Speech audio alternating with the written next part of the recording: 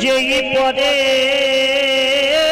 মনে আপনা আপনি প্রভু ঘরে চরণে ঘরে চরণে আর আপনায়া আপনি প্রভু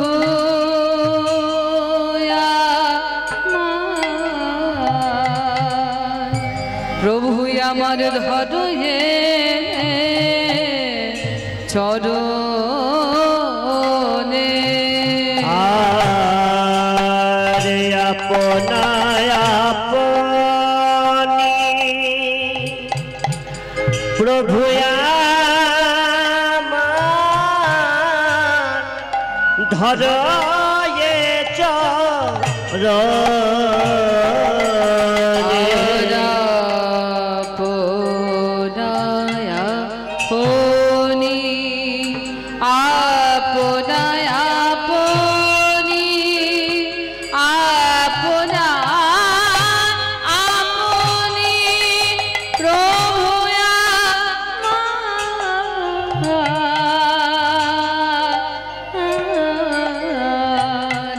প্রভু আমার হৃদয়ে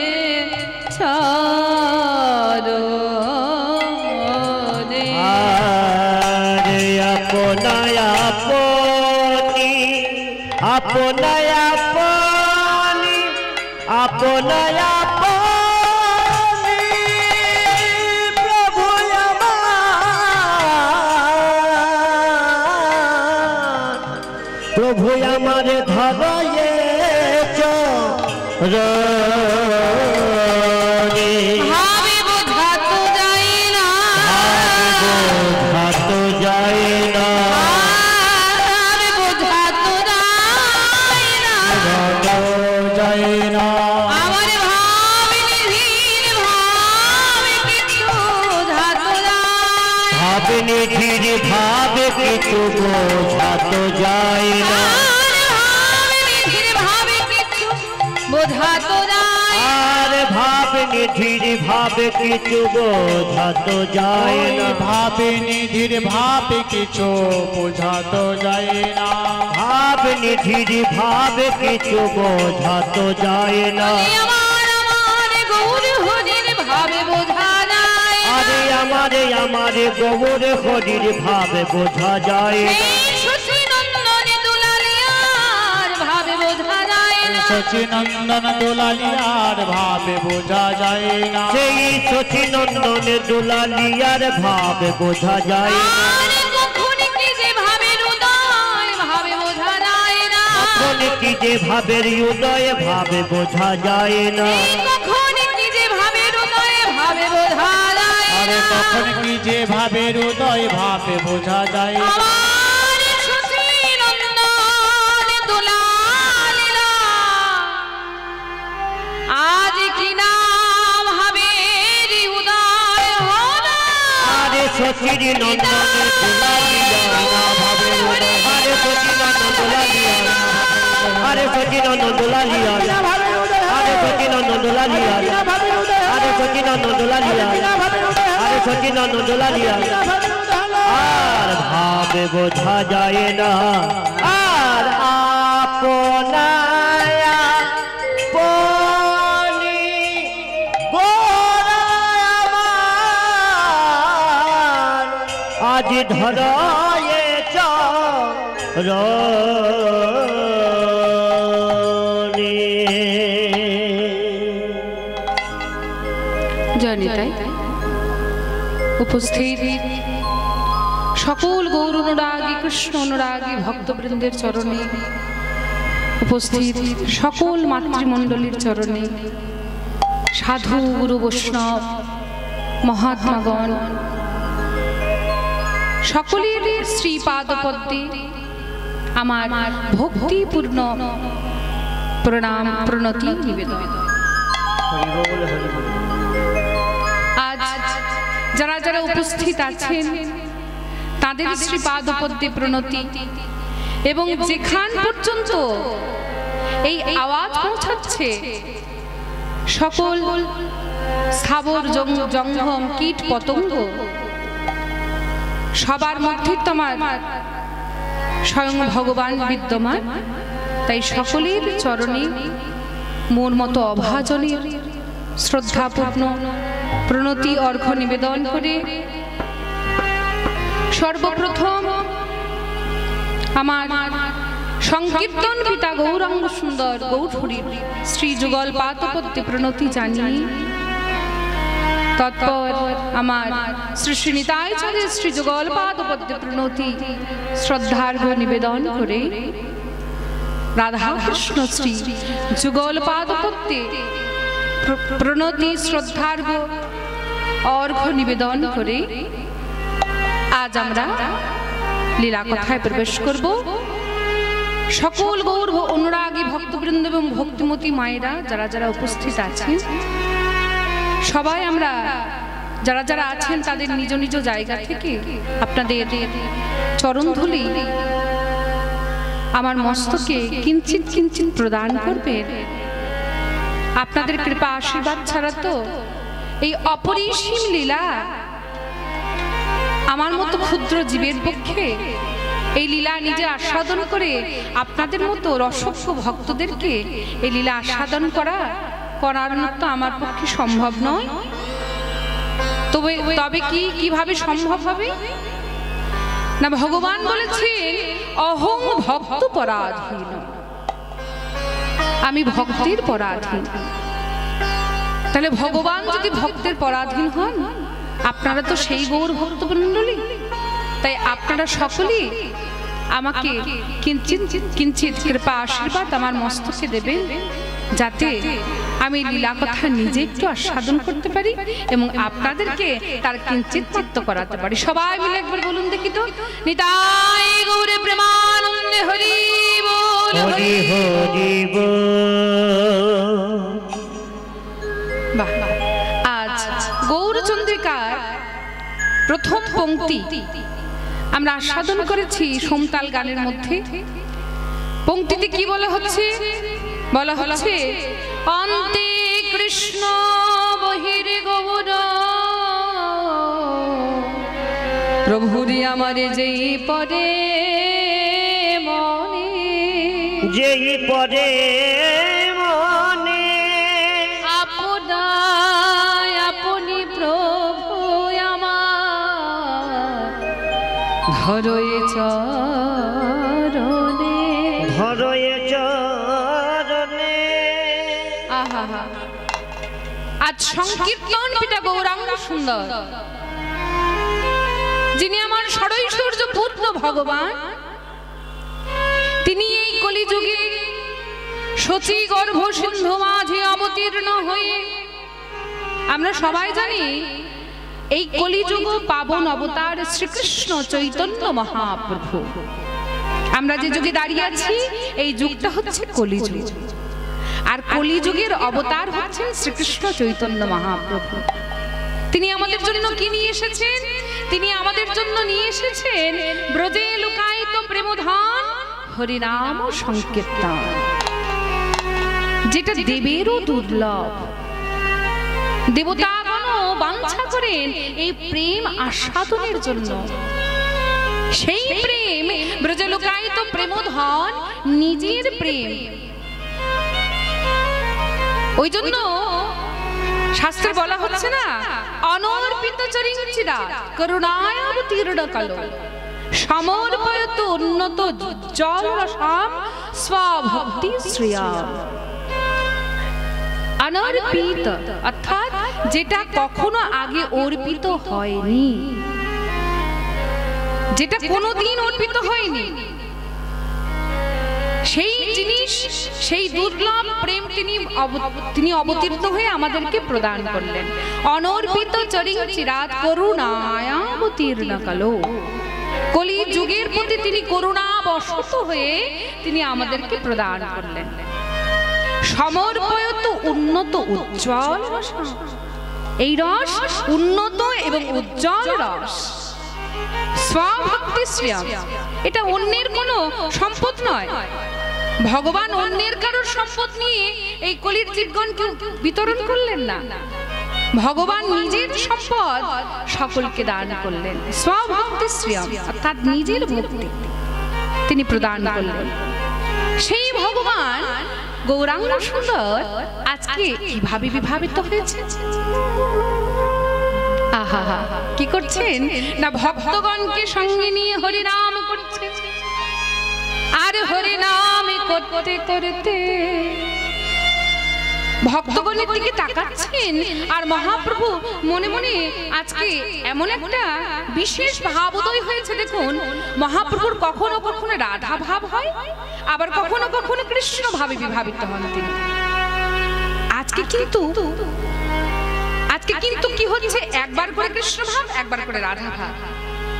কখন যে তার কি ভাবের উদয় হচ্ছে ভক্তগণও বুঝতে পারছেন না। তাই কি বলছেন, অন্তে কৃষ্ণ বহির গৌর। মহাপ্রভুর মনে পড়ে যাচ্ছে হরিনাম করতে করতে, ও তাহলে আমার ভিতরে আছে রাধারানী এবং বাহিরে আছেন রাধারানী এবং ভিতরে আছেন কৃষ্ণ। অন্তে কৃষ্ণ অর্থাৎ ভিতরে কৃষ্ণ এবং বাহিরে শ্রীমতী রাধারানী। আচ্ছা ভক্তমণ্ডলী, দেখুন আমাদের যে দেহটা, আমাদের দেহের সঙ্গে গৌরাঙ্গ সুন্দরের দেহটা কিন্তু সম্পূর্ণ আলাদা। কেন আলাদা? প্রথমত আমাদের দেহটা হচ্ছে রক্ত, হাড়, মাংস দিয়ে তৈরি, আর ভগবানের দেহটা কি দিয়ে তৈরি? রক্ত, হাড়, মাংস দিয়ে নয়, কিন্তু কি দিয়ে তৈরি না, সৎ, চিৎ এবং আনন্দ দিয়ে তৈরি। সত্য, জ্ঞানময় আনন্দ। তাই সেই মহাপ্রভু মনে মনে চিন্তা করছেন, আমারই দেহে দুটি দেহ খেলা করছে। তাই তিনি কখনো রাধা ভাবে বিভাবিত হচ্ছেন, কখনো কৃষ্ণ ভাবে বিভাবিত হচ্ছেন। তা ভক্তমণ্ডলী বলছেন, বেশ ঠিক আছে, সেটা না হয় বোঝা গেল। কিন্তু মহাপ্রভু ওই যে বললেন, আপনা আপনি প্রভু আমার ধরো এই চরণে, কি করেছেন দেখুন, হরিনাম করতে করতে নিজে আজকে হাঁটু মুড়ে বসেছেন। হাঁটু মুড়ে নিজে বসেছেন।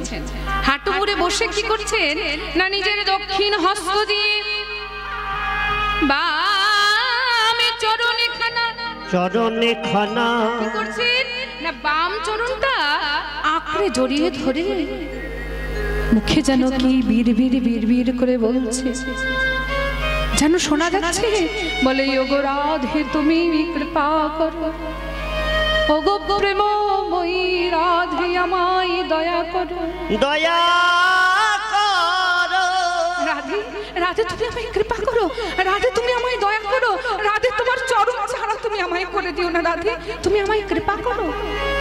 মহাপ্রভু কি যেন ভাবে বিভাবিত হয়েছেন, রাধারানীর কাছে কৃপা আশীর্বাদ চাইছেন, কৃপা প্রার্থনা করছেন। আচ্ছা ভক্তমণ্ডলী, আপনাদেরকে একটা প্রশ্ন করি, আপনারা কখনো দেখেছেন নিজেই নিজের পাটাকে জড়িয়ে ধরে কখনো কাঁদতে কাউকে?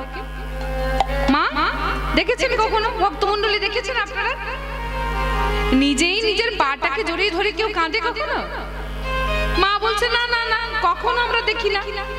হ্যাঁ, এইরকম দেখা যায় কখন বলুন তো, যদি রাস্তায় ঘাটে আমরা পাগল দেখি। পাগলে তো যখন যা ইচ্ছা করতে পারে, তাই তো? পাগলের তো মাথার কোনো ঠিক থাকে না, যখন যা ইচ্ছা তাই করে। আচ্ছা, আমরা নিজেই নিজের পা ধরি না ঠিকই, কিন্তু একজন আর একজনের পা ধরি তো। কি কি ক্ষেত্রে ধরি বলুন দেখি তো? আমি একটু উদাহরণ দিই। একজন আর একজনের পা ধরে কখন? ধরুন কারণ মেয়ের বিয়ে ঠিক হয়েছে, সে খুবই গরিব মানুষ, তার কাছে টাকা পয়সা নেই। মেয়ের বিয়ে ঠিক হয়েছে, টাকা পয়সা জোগাড় করতে পারছেন না, এমন সময় সেই গরিব ব্যক্তিকে করে না, সমাজে যিনি বিত্তশালী ব্যক্তি, যার কাছে প্রচুর টাকা পয়সা আছে, তার কাছে গিয়ে কি বলে, বলে বাবু আমাকে কিছু টাকা সাহায্য করুন না। বলে কি করবে টাকা নিয়ে? বলে আমি টাকা নিয়ে আমার একটি মাত্র মেয়ে, আমার মেয়ের বিয়ে ঠিক করেছি, আমি কন্যা দায়গ্রস্ত পিতা, তাই পণ হিসেবে কিছু টাকা আমার কম পড়ে যাচ্ছে বাবু, আমাকে কিছু টাকা সাহায্য করুন না। মহাজন কোনো মতেই টাকা দিতে রাজি হচ্ছে না। না না না না, টাকা দিতে আমি পারবো না, কারণ তুমি কখন টাকা শোধ দেবে তার কোনো ঠিক নেই, টাকা আমি তোমাকে দেবো না। কোনো মতেই যখন টাকা দিতে রাজি নয়, তখন সেই গরিব ব্যক্তি কি করে, তাড়াতাড়ি করে গিয়ে সেই মহাজনের পায়ে গিয়ে পড়ে। মানে বাবু বাবু এই আপনার পায়ে ধরছি বাবু, আমাকে আমাকে কিছু টাকা সাহায্য করুন। দেখবেন মা, যখন কেউ কারোর পায়ে গিয়ে ধরে দেখবেন আর সরাতে পারা যায় না। পারা যায়? বলে বেশ বেশ বেশ ঠিক আছে, তুমি যত বলছো অতটা পারবো না, কিন্তু আমি একটু চেষ্টা করছি। দেখ, তাই এই ক্ষেত্রে আমরা কিন্তু একজন আরেকজনের পায়ে ধরি। আরো একটা ক্ষেত্রে আমরা পায়ে ধরি, কিন্তু কখন বলুন তো? বলে এই জগতে তো অনেক রকমের সম্পর্ক আছে। বলে কি রকম সম্পর্ক? মা ছেলের সম্পর্ক, স্বামী স্ত্রীর সম্পর্ক, প্রেমিক প্রেমিকার সম্পর্ক, ভাই বোনের সম্পর্ক, কত রকমের সম্পর্ক। কিন্তু বলছে সম্পর্ক শুধু সম্পর্ক হলে হবে না, সম্পর্কটা যদি সম্পর্কের মতো হয়, মানে সম্পর্কের মধ্যে যদি ভালোবাসাটা গভীর হয়, তবেই কিন্তু সম্ভব। বলে কি রকম? ধরুন মা ছেলের সম্পর্ক, মা ছেলেকে কতখানি ভালোবাসে, ছেলেও মাকে খুব ভালোবাসে, ভালোবাসাটা কিন্তু খুব গভীর। এবার মা ছেলেকে অনেকদিন থেকে বলছে, শোন এই রাত্রি করে বাড়ি ফিরবি না তো, আমি তোর জন্য বসে থাকতে পারি না। বারবার বলছে, ছেলে কিন্তু কথা শোনে না। কিছুদিন যাওয়ার পরে মা খুব প্রধানিত বলছে, কতদিন থেকে তোকে বলছি, তোর কানে কিছু কথা ঢোকে না, যা আমি তোর সঙ্গে কথা বলবো না। এই বলে মা একটু রাগান্বিত হয়ে 3 দিন ধরে কথা বলে। 3 দিন পরে ছেলে আর থাকতে না পেরে মায়ের হাতটাকে জড়িয়ে ধরে বলছে, মা চলো তো চলো তো, ভিতরে চলো তো, তুমি এত রাগ কিসের তোমার? ঘরের অভ্যন্তরে নিয়ে গিয়ে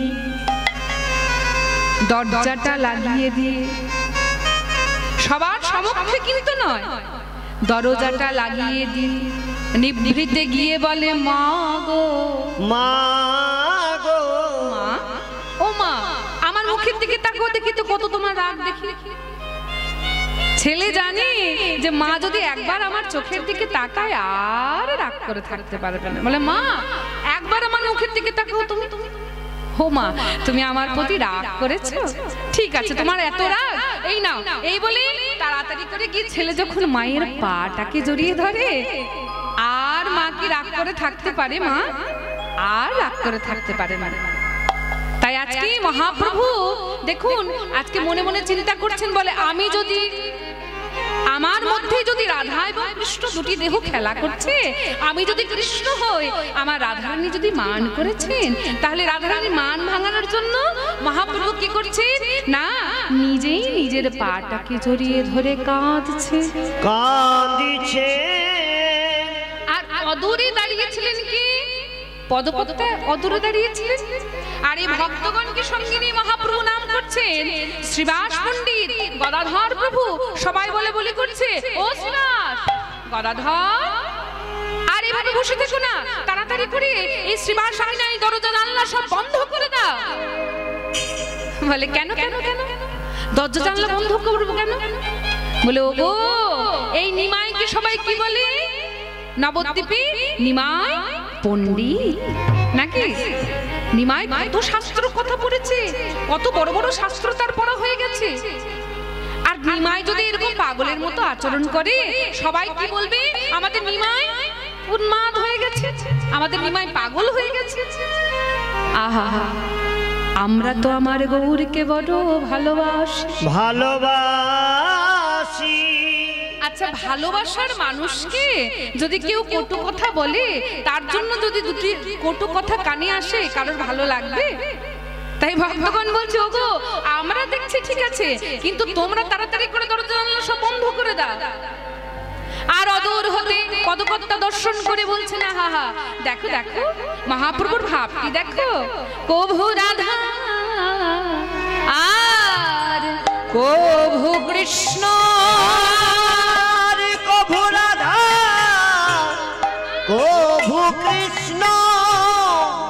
কভু রাধা কভু কৃষ্ণ ও আর ভাবে বিভাবিত কভু রাধা কভু কৃষ্ণ কভু রাধা কভু কৃষ্ণ আজ ভাবে বিভাবিত বলি কেহ না কেহ না কেহ না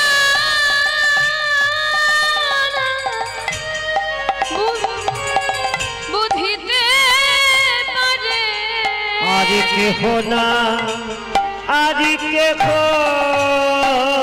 না আর কেহ না বুঝিতে পারে কেহ না বুঝিতে পারে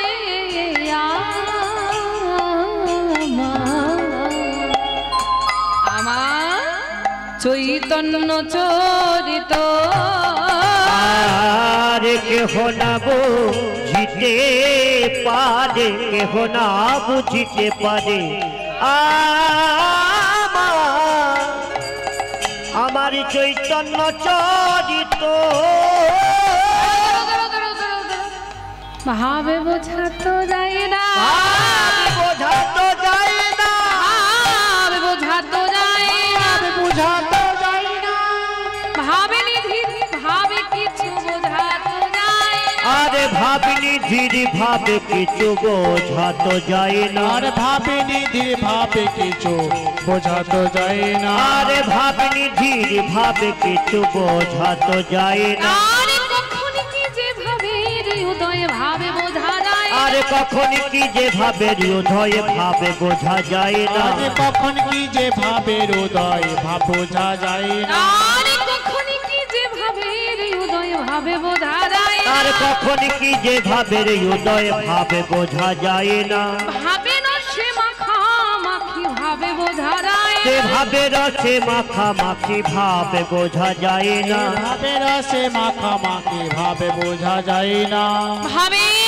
না সে মাখা মাখি আহা সে যে সমুদ্র গম্ভীর আরে ভাবে প্রেমে আরে ভাবে প্রেমে মাখা মাখি সমুদ্র গম্ভীর আরে ভাবে প্রেমে মাখা মাখি সমুদ্র গম্ভীর আরে ভাবে প্রেমে মাখা মাখি সমুদ্র গম্ভীর আরে ভাবে প্রেমে মাখা মাখি সমুদ্র গম্ভীর আরে ভাবে প্রেমে মাখা মাখি ভাবে বোঝা যায় না চৈতন্য চরিত চরিত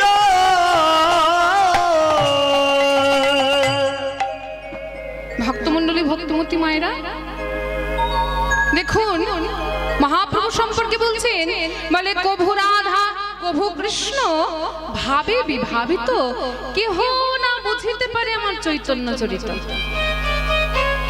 আহা কারোর সম্পর্কে বুঝতে গেলে তাকে তো ভালোবাসতে হবে তার কাছে কাছে থাকতে হবে তবে তো তাকে আমি বুঝবো নাকি তার সম্পর্কে যেমন তাই বলে দিলেই হলো আমি যাকে ভালোবাসি আমার ভালোবাসার মানুষটা সম্পর্কে আমি কি সম্পূর্ণ জানি বা আমাকে যে ভালোবাসে সে আমার সম্পূর্ণ জানে সেরকম আমার গৌরাঙ্গ সুন্দরকে যারা যারা ভালোবেসেছেন তারাই একমাত্র জানেন আমার গৌরাঙ্গ সুন্দর কখন কখন তার কি ভাবে হৃদয় হচ্ছে তে বলছে কভু রাধা কভু কৃষ্ণ ভাবে বিভাবিত কেহ না বুঝিতে পারে চৈতন্য চরিত ওগো আমার মহাপ্রভুর ভাব হচ্ছে সমুদ্র গম্ভীর ভাব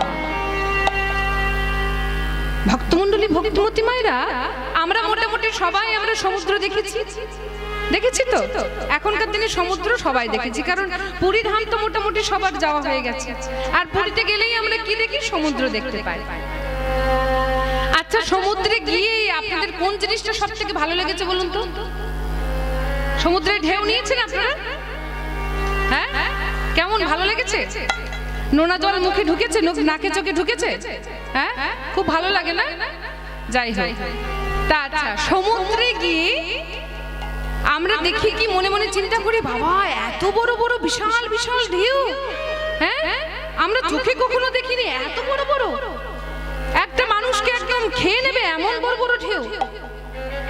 আচ্ছা এইবার দূর থেকে দেখি আর খুব মনে মনে আনন্দ হয়, বাবা চোখে কোনোদিন দেখিনি, একটু দাঁড়িয়ে দেখি ঢেউটা দেখি তারপরে নেব, কারণ প্রথমে তো ভয় লাগে।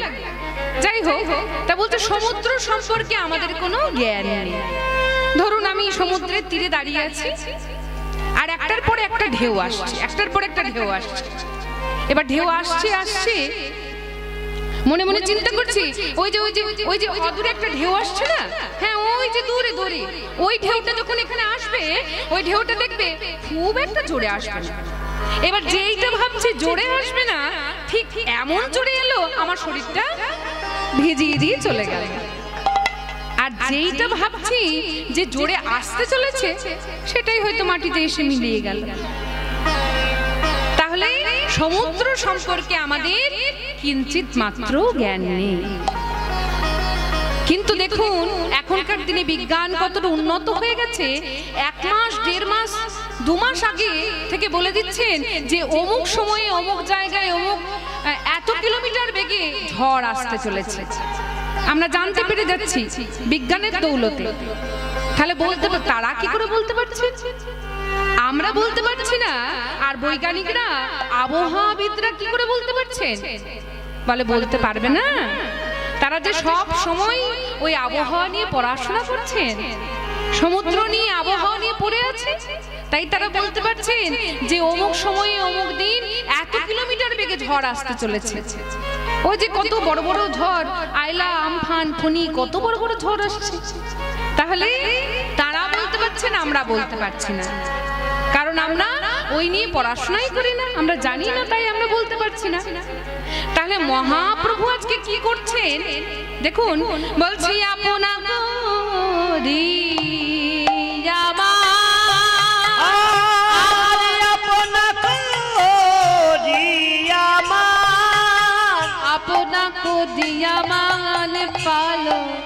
পালটি গোরা পালটি বসিল,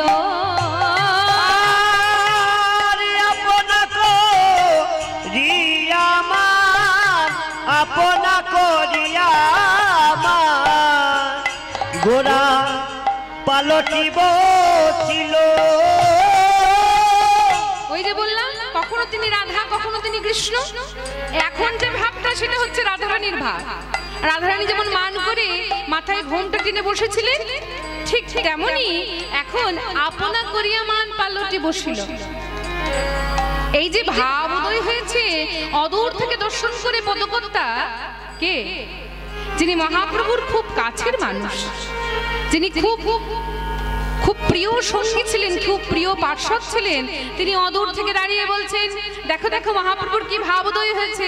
আদে বাসুদেব ঘোষে কহে, আরে বাসুদেব ঘোষে কহে, বাসুদেব ঘোষে কহে বলো হে বলো বিলাস,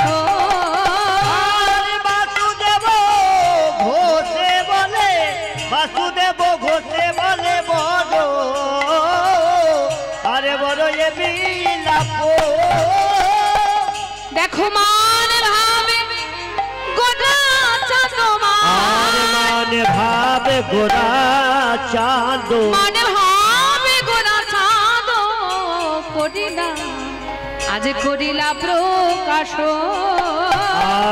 আরে মান ভাবে গোরা চাঁদ, মানে ভাবে গোরা চাঁদ করিলা করিলা প্রকাশ, প্রকাশ করিলা প্রকাশ করিলা, প্রকাশ করিলা, প্রকাশ যে করিলা, মনে ভাবে গোরা চাঁদ প্রকাশ করিলা, আরে মানে ভাবে গোরা চাঁদ প্রকাশ করিলা, মনে ভাবে গোরা চাঁদ প্রকাশ করিলা, আরে মানে ভাবো গোরা চাঁদ প্রকাশ যে করিলা, মনে ভাবে গোরা চাঁদ বলি যাই রে ভাবে রে বলি, আরে মানে ভাবে গোরা